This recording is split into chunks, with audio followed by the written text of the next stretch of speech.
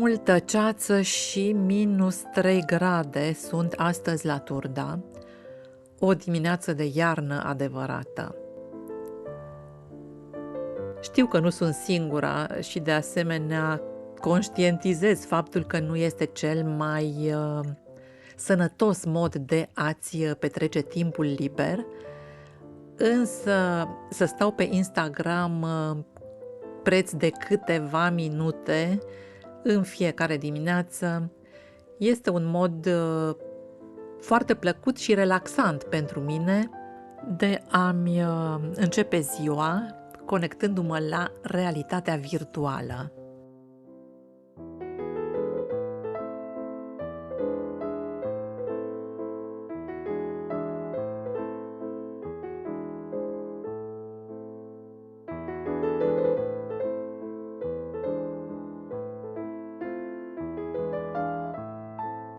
După cum m-am obișnuit deja de mai mult de un an de când am început postul intermitent, micul dejun îl iau după ora 10 și ce poate fi mai bun într-o dimineață mohorâtă de iarnă?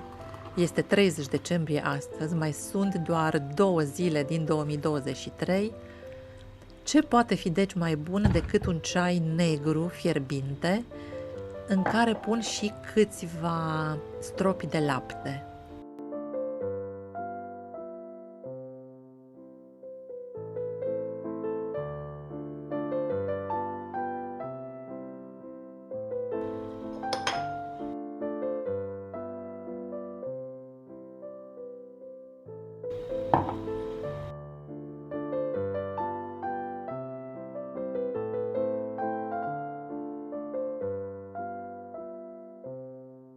Vreau neapărat să termin prăjiturile de la Crăciun, pentru că deja au început să se usuce, așa că în dimineața asta voi mânca la micul dejun.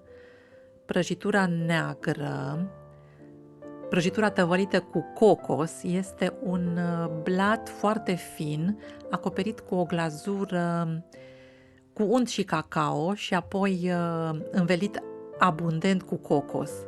De fapt, îi se spune pe scurt prăjitura tăvălită. Iar cea albă este o prăjitură cu mai multe foi subțiri și o cremă acrișoară care are gust intens de lămâie. Și nu doar lămâie, ci și coajă de lămâie. Prăjiturile nu le-am făcut eu, le-am primit și, deși am avut destul de mulți musafiri de Crăciun, am terminat sărbătorile cu mai multă mâncare decât avusesem inițial, pentru că fiecare a venit cu ceva. Nimeni nu a venit cu mâna goală.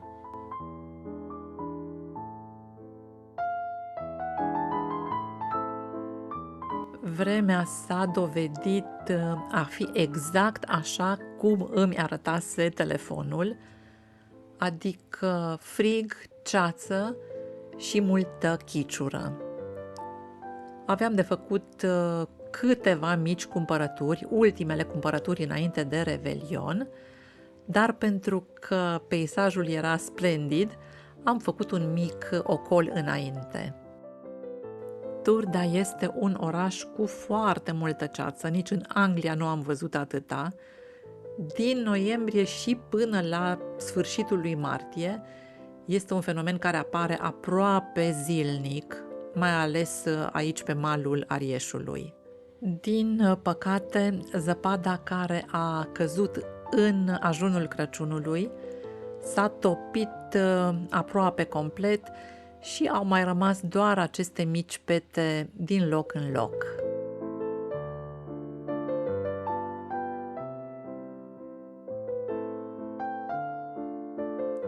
Nu știu dacă în tradiția românească vâscul și-a avut loc până acum. Nu mi-aduc aminte ca în copilăria mea să fie existat vreun obicei, dar în orice caz, în ultimii ani, înainte de Revelion, străzile sunt practic invadate de vânzătorii de vâsc.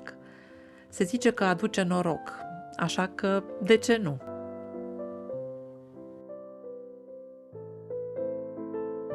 Pe Silvestra am găsit-o acasă exact așa cum o lăsasem, dormind plictisită, dormitând mai degrabă, cu gândul la căldura verii care încă e foarte, foarte departe.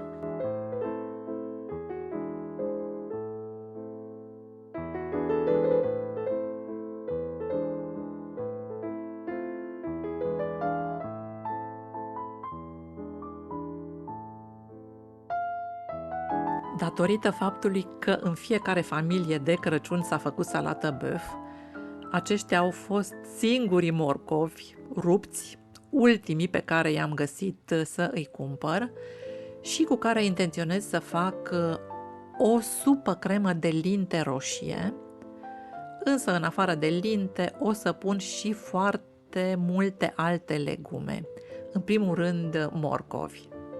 Este o rețetă foarte simplă, rapidă, ușor de făcut, ieftină. Se pot folosi toate legumele din frigider. Este genul acela de comfort food care se potrivește foarte bine cu serile geroase de iarnă, dar merge și vara pentru că se poate consuma atât rece cât și caldă.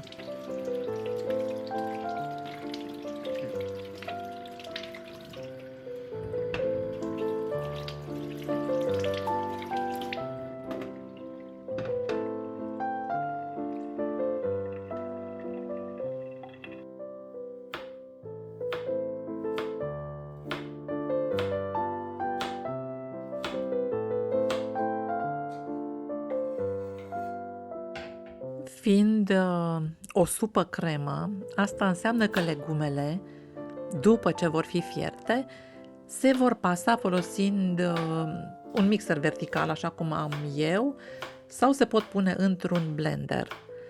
Dar, dacă nu doriți să aibă consistența unei creme, o puteți servi și ca atare, însă va trebui să tăiați legumele în bucățele mult mai mici. Mie îmi place să fie cât mai fină, așa că de obicei o pasez foarte bine.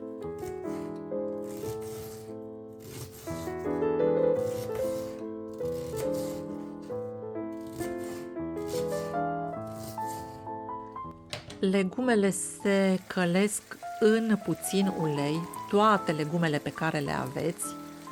Eu am pus și niște țelină pe care o aveam la congelator și în loc să pun usturoi, așa cum de obicei se pune în supa de linte, prefer chimenul. Pun chimen măcinat. 2-3 lingurițe adăugate de la început în uleiul fierbinte ca să își dezvolte mai bine aroma.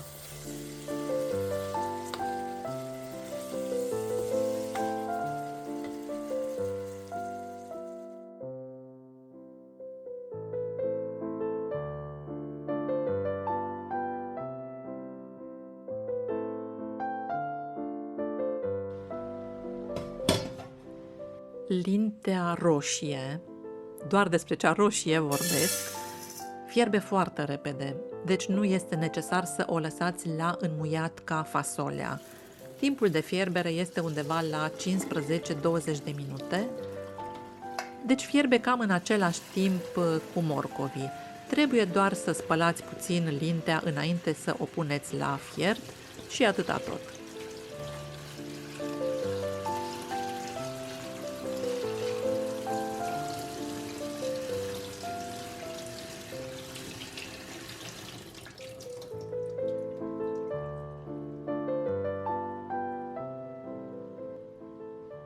Ce-am mai pus în supă și nu v-am arătat, un pic de pastă de tomate și, bineînțeles, sare, dar asta cred că știe toată lumea.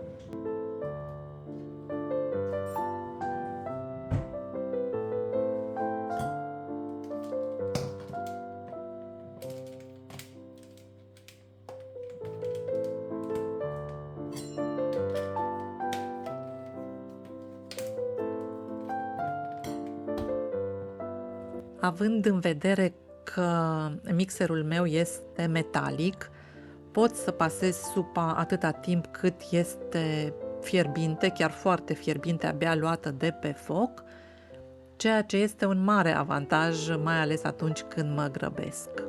În funcție de consistența dorită, dacă vreți ca supa să fie mai fluidă, se poate adăuga un pic de apă fierbinte sau din contră, dacă vreți să aibă consistența unui piure, pentru că piureul de linte este foarte bun, puneți foarte puțină apă atunci când legumele sunt la fiert.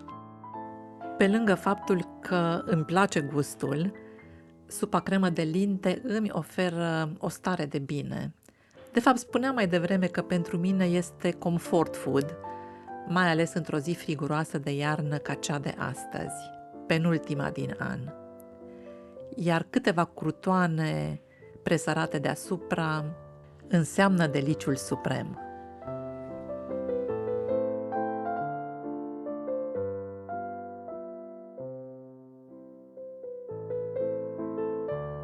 Acesta a fost filmulețul de astăzi.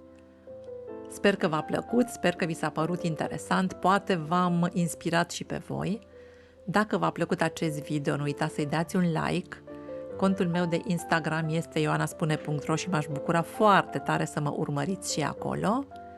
Iar până data viitoare, vă doresc numai bine!